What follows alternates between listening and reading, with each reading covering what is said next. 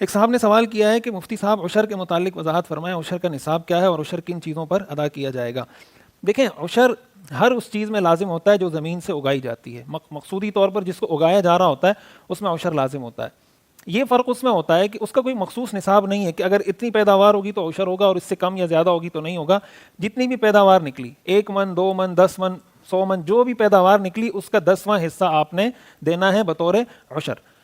تفصیل اس میں کچھ یہ ہے کہ اگر وہ زمین ایسی ہے جو آسمانی پانی سے سیراب ہوتی ہے، یعنی اس میں آپ کی محنت نہیں ہے اس پانی کو لانے میں، آسمانی پانی ہے، کوئی اس طرح کی صورتحال ہے، بارش کے پانی سے سیراب ہوتا ہے، تو اس میں تو عشر ہوتا ہے۔ لیکن اگر پانی ایسا ہے جس کو لانے کے لیے آپ نے محنت کی، جیسے ٹیوب ویل ہے آپ نے بنایا ہوا ہے، اس سے آپ زمین کو سیراب کرتے ہیں، تو ایسی صورت میں اس میں نصف عشر لازم ہوتا ہے، یعنی 20واں حصہ لازم ہوتا ہے۔ 10 کا بھی آدھا، جس کو آپ 5% کہہ سکتے ہیں کہ عشر میں 10% لازم ہوتا ہے اور نصف عشر میں 5% لازم ہوتا ہے۔